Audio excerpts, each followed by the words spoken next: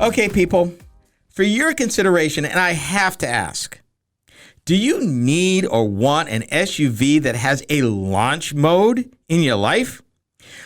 Will that make the demands of the daily dispatch a little easier? Can it make traveling on surface streets more fun or erase the boredom of stop-and-go urban traffic? If the answer to any of these questions is yes, then you might consider the Dodge Durango SRT 392 SUV. And with that, I say, welcome to the Brotherhood of Muscle. Dodge has two over-the-top models of this handsomely aggressive SUV for your consideration at the top of its product line. The Durango SRT 392 that I'm going to review, and the Durango SRT Hellcat. And I'm going to come back to these in a moment, but first, a short history lesson.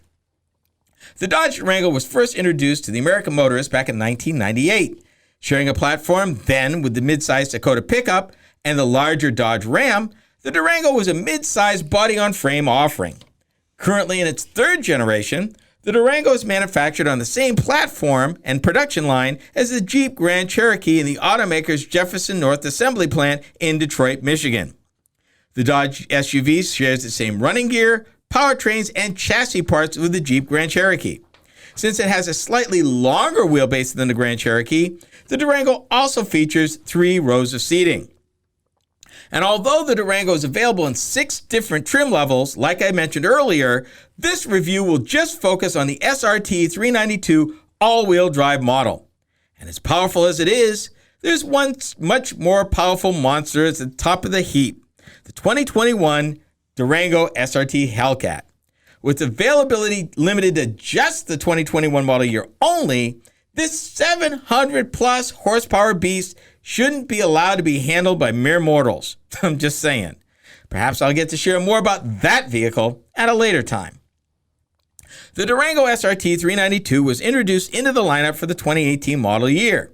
The SRT 392 is powered by a 6.4-liter deep-skirt cast-iron V8 engine that makes 475 horsepower and 470 foot-pounds of torque.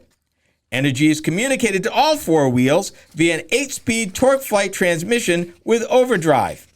This includes driver interactive manual control via steering wheel paddle shifters and an electronically modulated torque converter clutch with eco mode. And unlike an increasing number of vehicles that are moving to some sort of electric gear selection, the Durango SRT 392 still features an actual center console-mounted gear shift lever. EPA fuel economy for the SRT 392 is 13 city, 19 highway, and yeah, you heard me right. The cargo capacity is 85.1 cubic feet. Towing capacity is 8,700 pounds. For 2021, the entire Durango line receives a refreshed exterior that maintains its muscular body and aggressive styling, blending SRT and muscle car DNA. This forward-leaning profile captures some of the design cues from the latest Charger widebody with the new front fascia, LED headlamps, signature LED daytime running lamps, sculpted hood, grille, and rear spoiler. Make no mistake, and this is what I liked about the vehicle.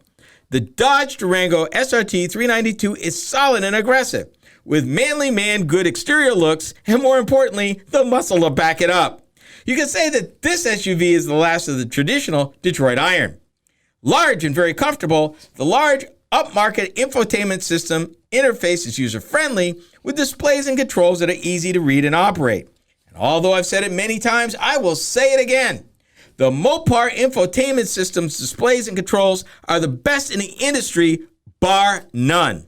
This vehicle is fast, willing, and impressive.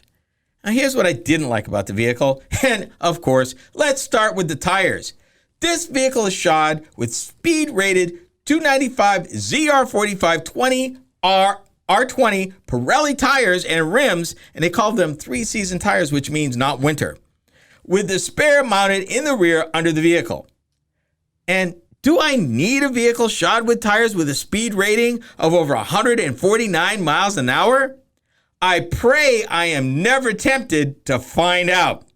You tend to run out of road real quick at that speed. To add insult to injury, there's no head-up display or power fold-down second or third row seat from the cargo area. And there's not even a sunroof as standard equipment, which is quite unlike most SUVs at this price point. So, here's the bottom line. The 2021 Dodge Durango SRT 392 SUV is personal transportation that comes straight from the factory, racetrack capable. It features a launch mode, SRT performance settings, and a vehicle that provides a performance car rumble at idle and a growl at wide open throttle. If you need this kind of excitement in your life, then it's time for you to be initiated into the Brotherhood of Muscle at your local Dodge dealer. The initiation fee is steep, but the performance is well worth it, and you tell them Ken sent you.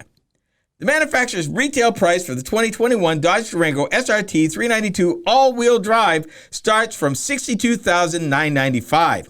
And in case you were wondering, that over-the-top, one-year-only Durango SRT Hellcat all-wheel drive? Well, it starts for $80,995. Destination charges are $1,495. MSRP is tested. I drove the 2021 Dodge Durango SRT 392 all-wheel drive SUV with the following options: Technology Group, Trailer Towing Group 4, Premium Interior Group, Harman Kardon, amped speakers with subwoofer, Pirelli P0 20-inch 3-season tires, and blind spot and cross path detection. Total cost of the options, $8,170.